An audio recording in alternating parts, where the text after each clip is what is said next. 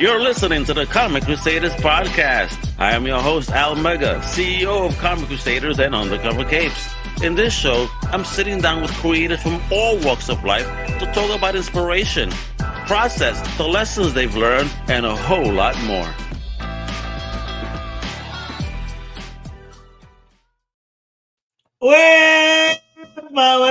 Happy Friday! It's your boy Al Mega, and welcome to a brand new Comic Crusaders podcast. And today, we got a dynamic duo that is partaking in a fantastic project that is really scary to me.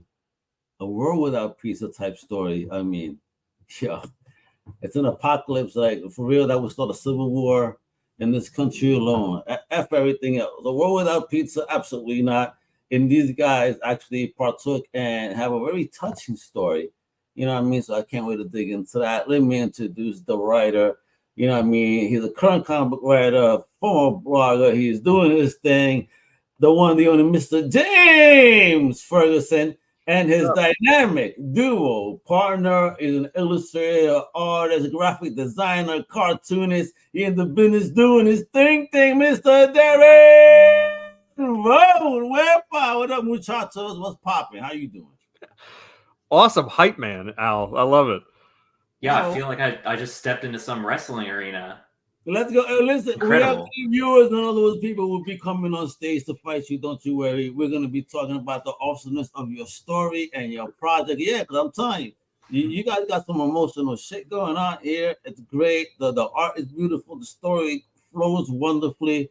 I wish I was able to read everything else in the book, but I have the pleasure of reading your story. So that's what we're going to be talking about. But before we get into that, origin stories, muchachos, and since James showed up first, I like to go in that order.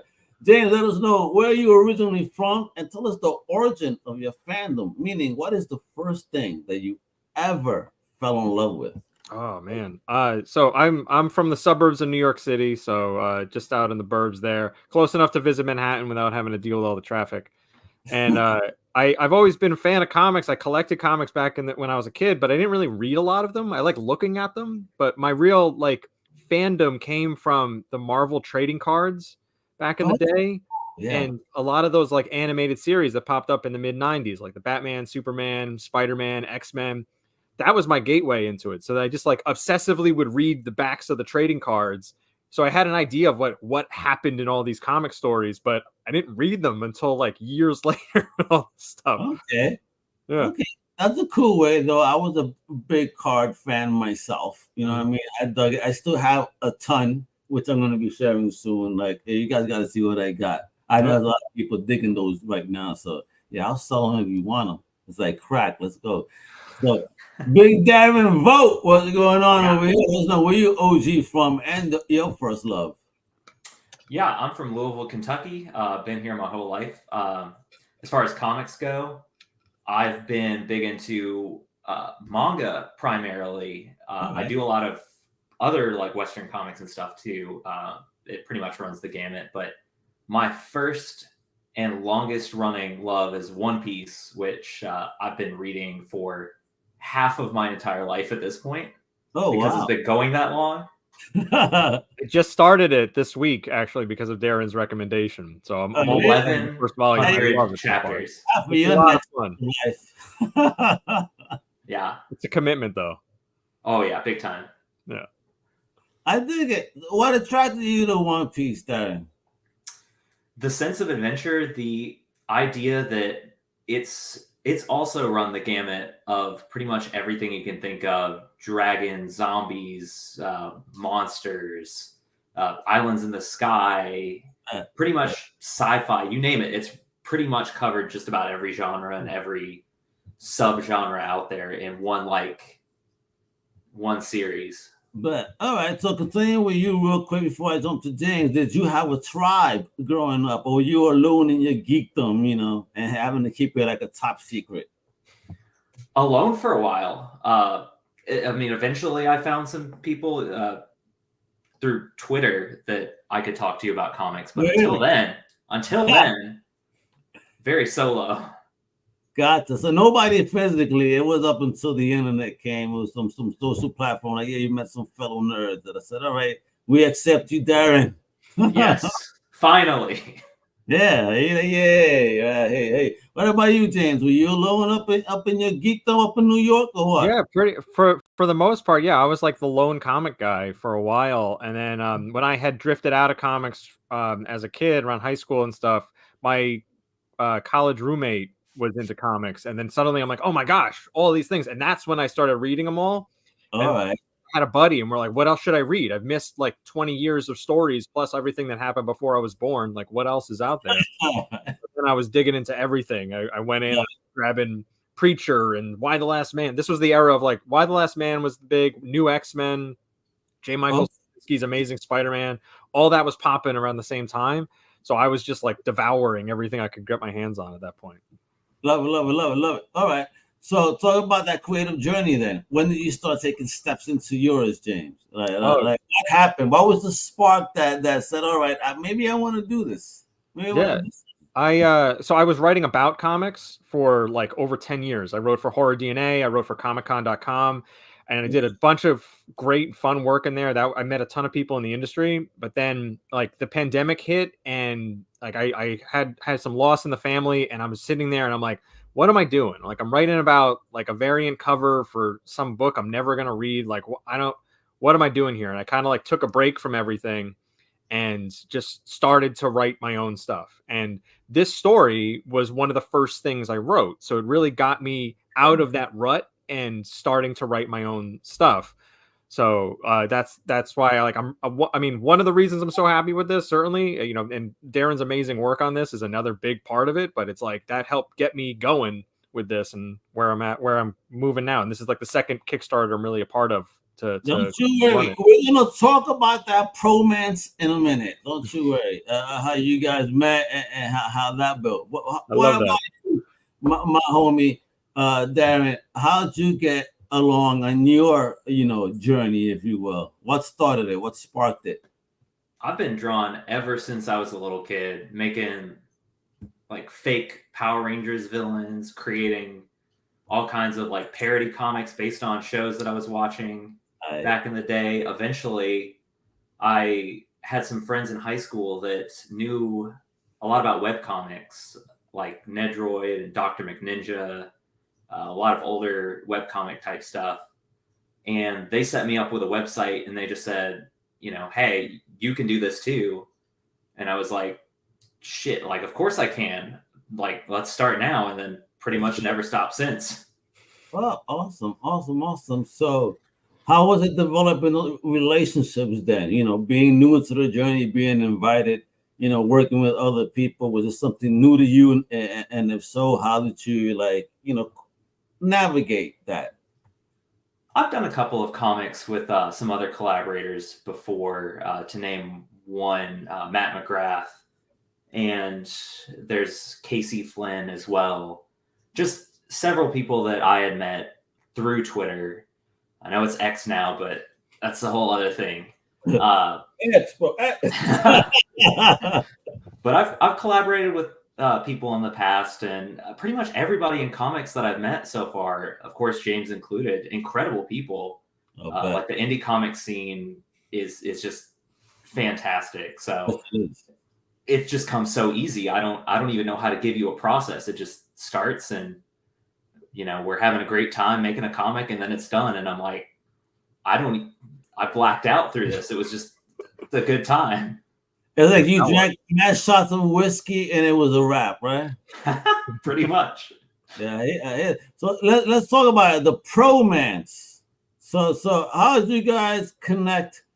What built this friendship over here to make this wonderful and emotional project? Again, I'll show it off in a moment, folks. The live Kickstarter, but you gotta know these guys. They're awesome. I mean, so talk about the bromance.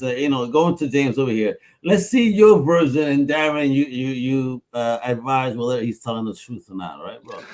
Well, I remember it specifically because and not to beat a dead horse, but it came back to Twitter. That was it. I had put a call out on Twitter looking for a logo and a cover image for a YouTube channel I was working on with my kids called Ferg and Sons Reviews.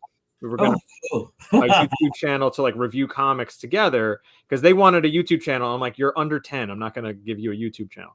And then Darren was introduced to me by Cabbage Comics. Like I don't know their full name, but I know Cabbage, who's an editor in comics, and they introduced me to Darren, and I instantly fell in love with his work. I was like, yes, this is great, and I commissioned him to make the background image for this thing. And what I was initially struck by was like how buttoned up and professional Darren is about the work, like very clear about.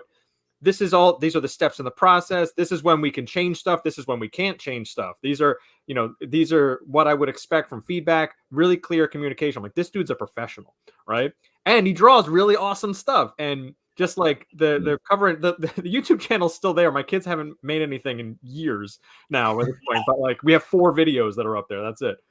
But then I asked, I was like, well, do you do sequentials too? And we started talking about this story, and I had this written for a while. It was just kind of like, I didn't know what I was looking for necessarily for an artist. And then when Darren popped up, I'm like, this is it. Like, I didn't know what I was looking for until it popped into my inbox essentially. And then we just started working on this next. And it was, again, the designs and everything, like some of the stuff, I mean, now you saw this, but like the designs for some of the characters that Darren came through, it's like elevated this way beyond my wildest imagination with some of these characters. It's awesome stuff. So Darren, so how you felt when you got invited to work with James' awesome project, and did he fib in any manner here about the Promance? Let me tell you, I came on here to get complimented to hell, and James is providing first and foremost. So thank you. Yeah, I totally forgot about the banner, if I'm being real honest. Yeah. And you mentioned it. So did I. I believe you sent me like a video of you all reviewing. What was it? Max was in the Max name. Meow. Yeah, Max Meow. But so I did that, and pretty much my whole. It's like you said. Whenever I do any collaboration with anybody, odds are it's not going to go exactly as planned. There's going to be like slowdowns. There's going to be. I wouldn't say miscommunications or anything, but the thing is, I always try to make sure that I am as clear and like open and like forward as possible. And so yeah, just when we started working together, I'm just like, here's how it's going. Here's what I can do. Here's X, Y, and Z. And honestly, like it was incredible for me because James is just like, this rules, thank you, and I just love getting praise. So, very little. Yeah, and let me shoot that praise right back because the story is incredible. And when I got to the final page and I started drawing it, I was like, oh man, I'm gonna like tear up a little bit at this. Like drawing those last like emotional like couple of scenes. Listen, guys, I don't know if it's because I'm getting older and I'm becoming a softie, but yes, I connected with the story on an emotional level. I was like, oh shit, yeah. It's a beautiful story, well written and beautifully drawn, and a fun story at that. And then just the audacity of the world that they live in. My God. I mean, so talk about joining this project. Slices of life, folks. You see it on screen. Let me just put it bigger just for a moment, guys. Mm-hmm. Over here, folks. 42 backers with 29 days to go. They're looking for 4,500. We're 11. So, I mean, we're off to a great start, folks. But show the love. Listen, it's Friday. So, one of us got paid for sure. So don't be giving me no BS. You know what I mean? Drop some money. It is absolutely cheap to start getting involved. And I'm going to just put that cover there and bring us back to our awesome guest. Because, again, look at that beautiful cover. Talk about what is going on here with the Slices of Life Kickstarter. Again, I know I've been teasing people about an apocalypse pizza, but I mean, talk to me, brother, because it is insane. As a New Yorker, I cannot live without a good slice. There's no way that these stories could happen because, again, there's the possibility when it comes to media, it may happen like The Simpsons and shit. So I hope that this is not true. Yeah, hopefully we're not predicting the future with this one. I mean, you know what, man? It's Fergonomics over here or whatever. You know what I mean? Yeah. Let's go. I like that. Fergonomics. So Oh, this came about with a group chat. So me and the other writers in this book, Mario Candelaria, Matt Sumo, and Phil Butehorn had a group chat together where we would just kind of toss ideas around, try to support each other, things like that. And one day Mario threw out an idea about like someone banned pizza, and instantly, because we're a bunch of writers, we all started spitting different ideas, different directions for stuff. What if there was this? What if there was a pizza speakeasy? What if there was an underground pizza box folding competition? What if there was an underground delivery service kind of thing? And everyone kind of went in different directions, and we're like, well, we have something here. Like we gotta and because we couldn't agree on one story, it's like, well, we can't write it together. Everyone kind of went and wrote something else. And we said, look, we have an anthology and this is what we're going to do. And it's all just set in this world where the president has banned pizza because he was seen eating pizza with a knife and fork. And then he was just ridiculed relentlessly for it. Like all the late night talk shows, everything. He banned pizza across the country. So now it's like, well, what happens when this food that everyone loves is banned? What do you do? So again, everyone went in different directions for it. And this story that Darren and I put together is about a father who's trying to make his late wife's pizza recipe for his estranged son. And it's a matter then of like, well, how do you get all the ingredients when some of them are heavily regulated in the business? Yeah, there's some of the artwork there from Darren there. It's beautiful stuff. And I like too, if you scroll up a little bit, Al, you can see like on the TV, like Darren put this bit in about like how the pizza's been banned. So like little things like that to kind of like allude to the overall story too. You guys make me laugh because I'm from the old school Daniel before weed was legal. You know what I mean? So there were certain shady spots I used to go to. So now I'm thinking imagine that instead of picking up weed, I'm picking up a slice and they're like sliding a box of pizza under the door. You know what I mean? Like you're knocking the door 3 times. What you need, X amount of slices. Here's the money. Slide the box underneath. So that's basically something along those lines. Is in one of these stories. In Matt's story, Pieces, that's illustrated by Jenny Odio. Is that's basically it. Like guy gets in the back of the car and it's like, hey, you here for the slice? I gotta ask James, Darren, y'all know how to make pizza just in case this really does happen. We need to know where we can have a good source. I can't make it. Not from scratch. I can buy it. I can buy a good slice. I see a dry freezer and you guys future just holding mad pizza, and that's the new gold. I get it. Instead of a new world of Max, instead of gasoline, it is mozzarella slices. You know what I mean? Mm-hmm. Real cheese. But I mean, and what inspires your artwork there? I mean, look at the beauty of the artwork. It's fun. It's cartoonish. I want to see this in an episode somewhere dropping. And the story itself is wild. All these wild characters that are made up within it, which is a lot of fun. Yeah, thank you. I think a lot of my inspiration draws.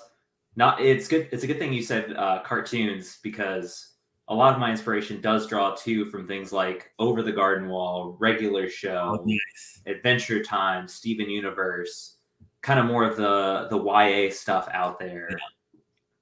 And also I like to incorporate my manga love in there, the same kind of flow that it has, the kind of action. And I'm also drawing from my graphic design background, which heavily involves me trying to make things clearer over overdoing things. So basically I want to make sure that you get exactly the point that you're supposed to get and not overdo it from there, overcook it, I should say. So who's the letterer on the team? Because I gotta compliment that letter placement that doesn't disturb any of the artwork well placed. Hey! Yep. He's like me. Oh yeah, but I feel like I was in public high school. Like, ooh, me. All right, but yo, wonderful job on the letter placement, bro. Thank you. I did. Yeah, I do pretty much every aspect of it. Again, drawing from my graphic design background, I've got 10 years doing that kind of work. And again, the primary goal of that is to make everything clear, legible, make sure that your eye follows exactly where it's supposed to go in order of how it's supposed to go. Gotcha. All right, so I gotta ask you, James. So these are the key 4 ingredients, and he says here, I have flour and tomatoes. So why are those much easier to get than the rest? So those are ones that you're going to use for other stuff, right? So Okay. they can't necessarily ban flour or tomatoes, because those are things you're going to use for all these other kind of things, particularly flour, right? And plus, frankly, I had a scene where he had to go and get those at like a different store or something like that, but I was trying to cut down on some of the page counts, and I said, well, what else can I do to trim it a little bit? And I said, well, I could cut out 2 pages if I didn't have this like side quest to go get flour and tomatoes. Okay. All right, but I dig it though. I dig it because again, look at the organic. What is up with this crew? Because this made me chuckle so much. The brick oven boys. I said, oh my god, this is so fucking Brooklyn. I see this shit going on somewhere in Bensonhurst for real. Like, what the fuck is going on here? well, think about it. What do the delivery drivers do when pizza's banned, right? So these folks turn to a life of crime, and that's why they got pizza slicers. They got those big I don't know what you call the spatulas that they use to throw the pizzas in the oven. Oh shit, yeah. I would not want to get spanked by one of those, yo. And that's what, like, I love the one on the previous page too, where like you just see the glint of the pizza slicer. Like, yeah, that's some scary shit. Cause I mean, those things are sharp, but the last things I want you to do is, cut my guts into a personal circle. You know what I mean? Yeah, that's why. Look, they're serious. Hey, I mean, I'm too much. I'm high fat, possibly, folks. You don't want to eat a slice off of me. You don't want to do that. No. But I can't believe I love the whole game. So. What's going on with the Kickstarter? Again, I mean, you guys happy at this point? I mean, look at this. Out of 500, you got 29 days to go, right? I mean, you're basically like a quarter? A quarter of the way there. I think it's 26% according to the dashboard. That's what I saw earlier. It's a beautiful thing. And you guys excited, about this project? Well, what's going on, man? I mean, if this funds and moves on, not if, it will. All right, we gotta manifest everything. Mm-hmm. So once it funds, you think this is an extended universe, the slice, of this apocalyptic non-pizza world? Yeah, and look, there's so many possibilities with this. That's it. And and what's fun is when every time I mention this to somebody, their eyes light up and they're like, oh, what about just like you said, like, what? Oh, you're telling me I'm gonna slide a slice of pizza underneath the door or something?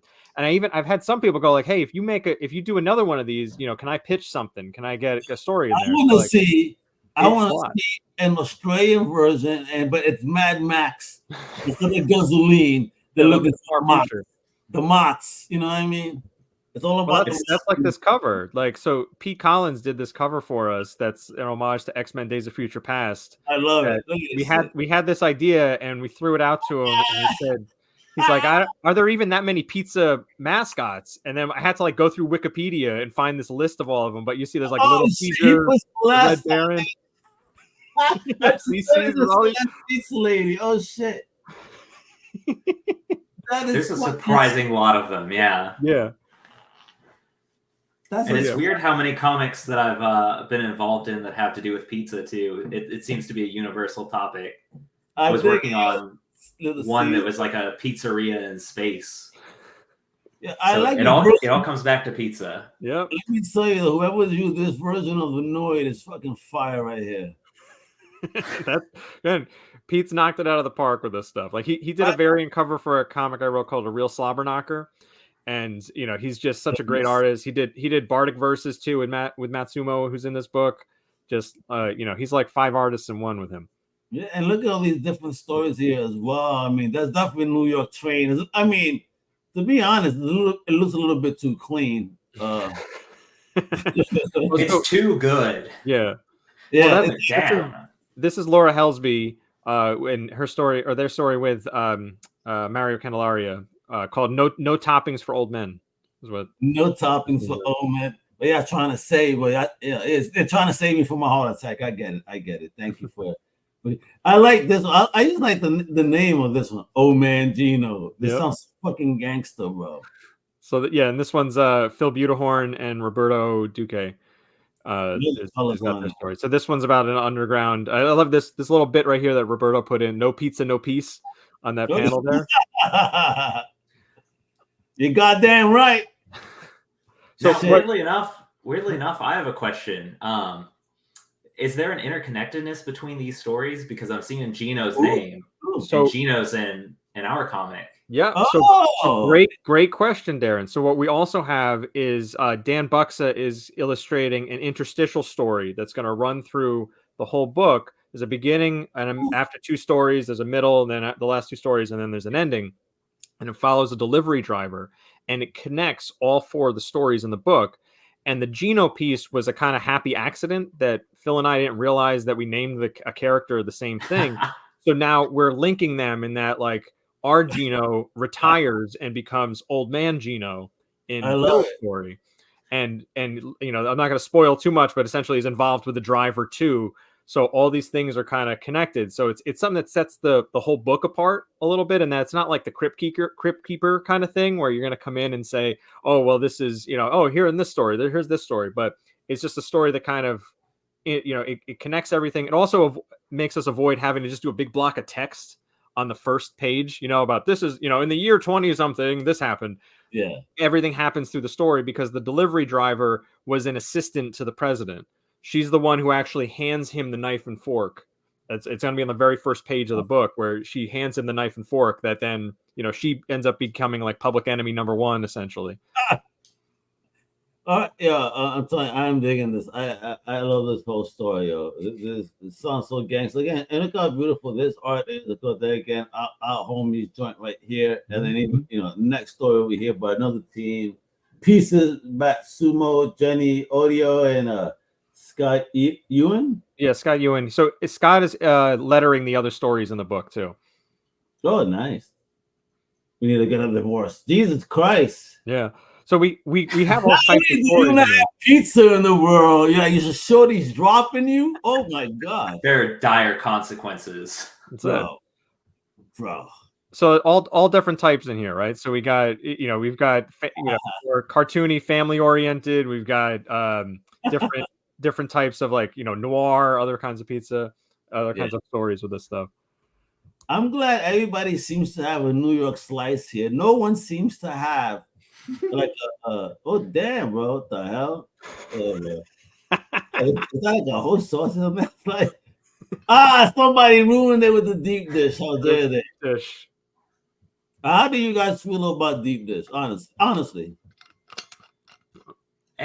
Is that what a typical deep dish looks like? I think so. I don't know if I've had one. That looks like a cake. Yeah. That's what it is. It's a pie, but yeah, they do it different. It's the reverse of what we had, and it's thick. I thought that maybe I'd had one, but looking at that picture, I'm not so sure anymore. No, that's a real Chicago joint right there. Yeah, that's real. Damn, bro. Yeah. Nah, man, that's not my joint. Look at this guy. Yeah, he is serious. That's Dan. Dan has my favorite picture of this because he also even has the shirt, a Cody Rhodes shirt that's got a pizza on it too. Like, Cody loves everyone. I love it. God, do you see, bro? Look at that shit. That shit is bigger than his head. That's a slice. That's a New York slice. I love it. Have you seen these 2-foot slices that they tell you that if you eat it in 40 seconds, you could it's free? 40 seconds? Yeah, they give you 40. I think I could though. You know, I'm fast. My dog could do that. Any dog could do that shit. God damn. That dog will eat that shit in 2 seconds. He'd love it. Yeah, homie is like a dog's void because hold on. I got somebody, I got a free pie for life over here. No, guy, these do not count. That's horrible. No. If this is what the world would be left with, I'd rather go out there and be looking for oregano like it's weed. You know what I mean? Absolutely. Hey, how do you all feel about pineapple on pizza? No. This is where we differ. So look, it's funny. This came up on another conversation not that long ago, and I'm like, look, if you want pizza, like, look, I put whatever you want on the pizza, right? Like, I had a friend that he tried some of those like crazy Ninja Turtle pizzas, right? Where it's like, you know, I don't know, chocolate ice cream and something else, and like sardines or something. So. Yeah, I know. It's just like, because he tried it because he's like, I love the Ninja Turtles. They do this all the time. not a great idea. But he tried it out. So like, look, more power to you. My wife loves pineapple on pizza. I tried it. That's what I'm saying. I'm not talking out the side of my ass. I tried it, and it's just not known.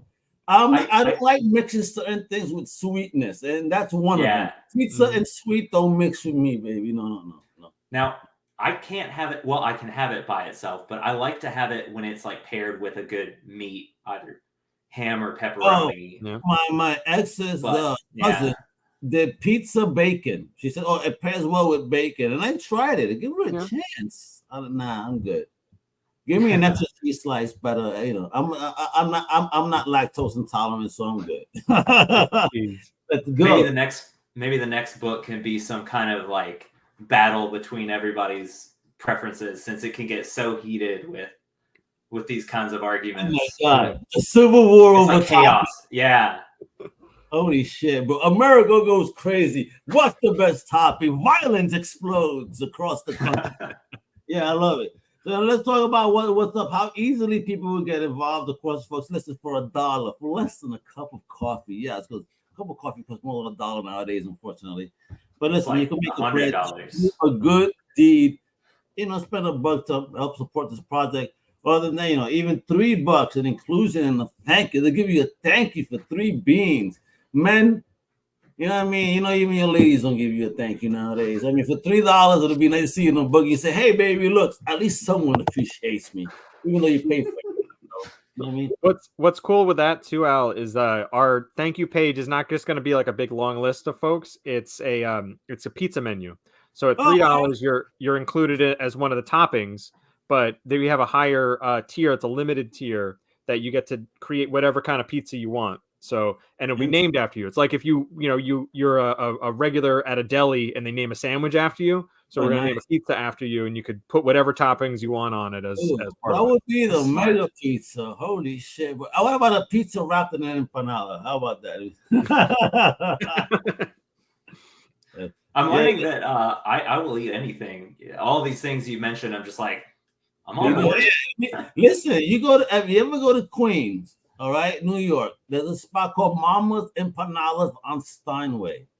Let me tell you, they make all types of empanadas: cheeseburger empanadas, pizza empanadas, macaroni and cheese empanadas.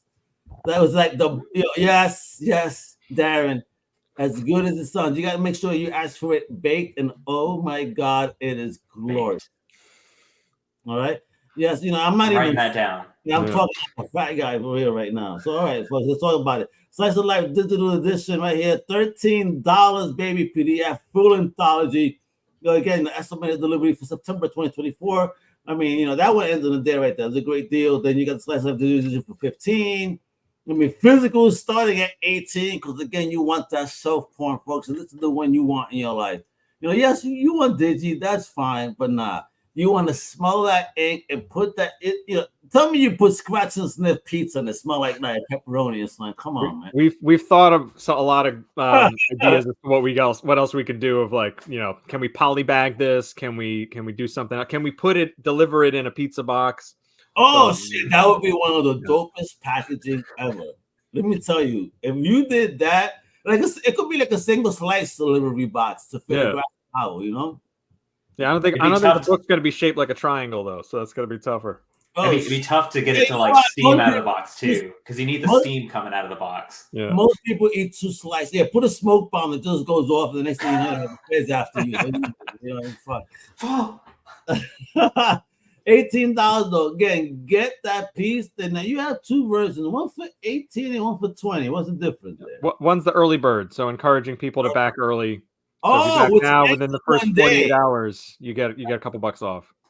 Oh wow! So again, you see how much they already made in the first 48? Maybe not even less than 48. Fantastic! A couple of bucks that can go to the pizza that you order after you're done. There you go. And there goes that one. Name your pizza. Well, the mega slice. You're gonna throw everything but rat fur on that motherfucker. All right, bro. Everything. Okay, now somebody's gonna do that. I bet you anything. Listen, but if it's an apocalypse, you gotta think about what type of meats may still be available. You know what I mean? Could you imagine, get a rat slice, rat breast slice? Somebody out there is gonna be That's a whole other story. Maybe I should keep this to myself. Yeah, desperate times. You know what? That's for volume 2 of the project when it gets even crazier. All right. Hey, People listen. start hunting down each other for their meat. Mm-hmm. There's no more pepperoni. There's no more chicken. What replaces that? Oh my God. Then the Old Man Gino cameo for $1.25. So you get drawn into Old Man Gino. So you mean I'm gonna be part of the store or some shit? Yeah, so Old Man Gino's is basically like an underground, think like an underground fight club, but it's about pizza box folding. Oh, oof. So you'll be one of the folks cheering on the tournament that's going on. Guys, can you tell me how much is a slice in the future over here? Just how much? Look, I mean, I don't know. That's the thing. Like some of these, I have to check. Matt has a story in it about how much it costs. I forgot how much he has it in his story. I'm about to say, I mean, am I gonna have to do Fight Club and fight for a slice? Hey, look, desperate times. Oh my God! You probably have to call it something different. Yeah. I am ready to challenge the world for a good slice. Let's go. The Pizza FC. Pieces cameo speaking role. What do you mean speaking role? So the spots in Old Man Gino are folks that are more they're kind of like in the foreground, but they're not saying anything. They're cheering people on. But there's 3 characters that are minor characters in Pieces that you can be drawn into as one of them. So one of them's a dealer, the pizza dealer. One of them's a driver, and one of them's a clerk. So you can get drawn in as one of those characters. Oh, what? So I love it, man. This sounds like so much fun again. And with a cover like this, I mean, I remember my aunt-in-law, may she rest in peace. She actually, for some odd reason, had a little pizza man that looked just like this, hold like with the hand out to hold the box or some shit. And I never asked her, like, she's Dominican. Like, why would you have this in your house? It's like, I don't understand. Why would you not? I mean, no, but I where do you found this? Like, really? Like, out of everything, this is the most random thing in the whole place. It's like, okay. You must. That could be one of those like heirlooms or something, right? I wish I had the opportunity to keep that heirloom. May she rest in peace. I would have loved that in my house. Right now, we could have had a blast. Well, that homie would have been standing behind me, asking where his pie is at, and otherwise, like, James, you better write me a pie story because we're about to get at you. You know what I mean? It's gonna happen. But I dig it again, folks. This story is hot. This is what it is. It's Friday, and then again, with this many days to go, you know what that means? That we have several Fridays. Yeah, so I'm refreshing just to see, just in case anybody else has thrown in some cash. That's what I like to do in Kickstarter. Likes to keep you guys safe from prowlers, apparently. All right, I'm not a prowler. Look at that. So let's see. Did anything happen? Anything happen? No, we're still 1173, but let's make it happen. We have several paydays to go. Some of you get paid on Wednesdays, some of you on Fridays, some of you on Thursdays. Don't give me no shit. That we have like over 3-4 weeks right now, 4 weeks of you having the opportunity to support amazing independent creators with a horrific story of a world without pizza. Just let me tell you, that shit again is one of the scariest things in the world to me. Fuck nuclear war. Fuck everything else. A world without pizza, I think, is literally it will be the end of the world.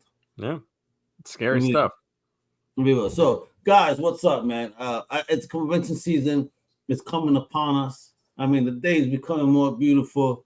Things are popping off in the world. Let us know where you're going to be at. Any conventions coming up? And let me start off with Darren. You doing any conventions? I mean, in your hood, are there even conventions in your side of the hood?